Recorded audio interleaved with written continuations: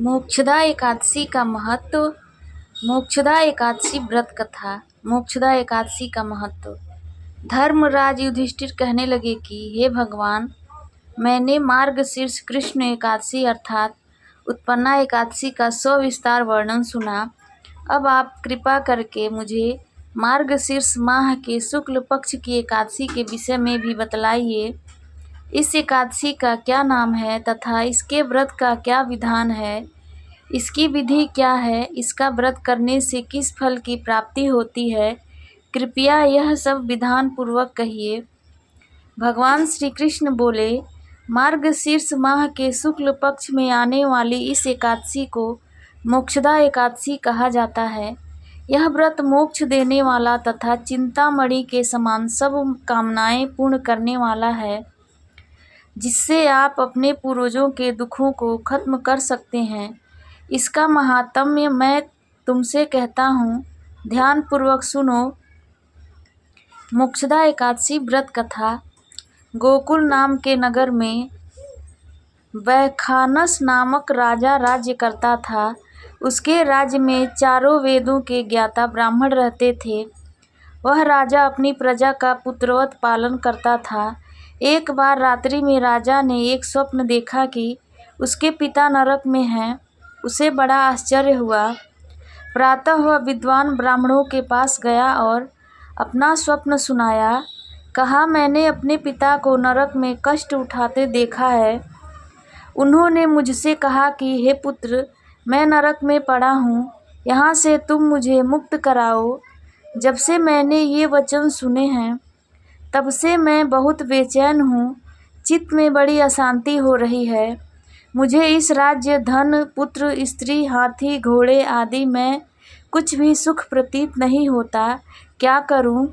राजा ने कहा, हे ब्राह्मण देवताओं, इस दुख के कारण मेरा सारा शरीर जल रहा है। अब आप कृपा करके कोई तप, दान, व्रत आदि ऐसा उपाय बताइए जिससे मेरे पिता को मुक्ति मिल जाए। उस पुत्र का जीवन व्यर्थ है जो अपने माता पिता का उद्धार न कर सके। एक उत्तम पुत्र जो अपने माता पिता तथा पूर्वजों का उद्धार करता है, वह 1000 मूर्ख पुत्रों से अच्छा है। जैसे एक चंद्रमा सारे जगत में प्रकाश कर देता है, परंतु हजारों तारे नहीं कर सकते। ब्राह्मणों ने कहा, हे राजन, यहाँ पास ही भूत, भविष्य, वर्तमान के ज्ञाता पर्वत ऋषि का आश्रम है। आपकी समस्या का हल वे जरूर करेंगे। ऐसा सुनकर राजा मुनि के आश्रम पर गया।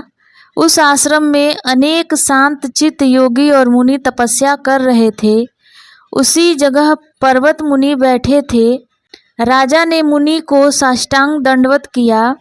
मुनि ने राजा से सांगोपांग कुशल पूछी। राजा ने कहा कि महाराज, आपकी कृपा से मेरे राज्य में सब कुशल हैं, लेकिन अकस्मात मेरे चित्त में अत्यंत अशांति होने लगी है। ऐसा सुनकर पर्वत मुनि ने आंखें बंद की और भूत विचारने लगे।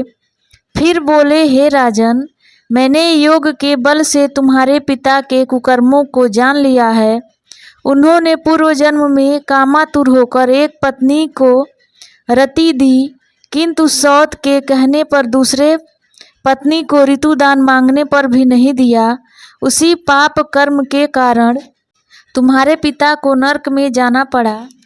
तब राजा ने कहा, इसका कोई उपाय बताइए। मुनि बोले, हे राजन, आप मार्गशीर्ष एकादशी का उपवास करें और उस उपवास के पुण्य को अपने पिता को संकल्प कर दें। इसके प्रभाव से आपके पिता की अवश्य नरक से मुक्ति होगी।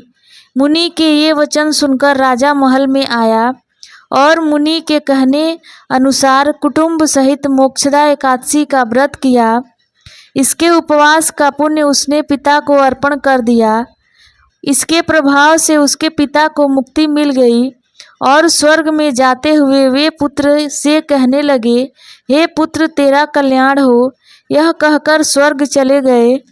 मार्गशीर्ष मास की शुक्ल पक्ष की मोक्षदा एकादशी का जो व्रत करते हैं, उनके समस्त पाप नष्ट हो जाते हैं।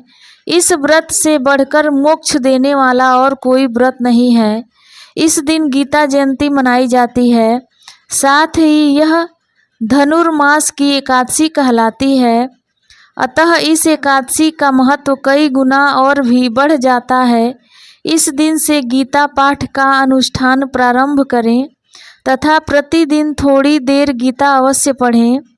जय श्रीमन नारायण। हर हर महादेव।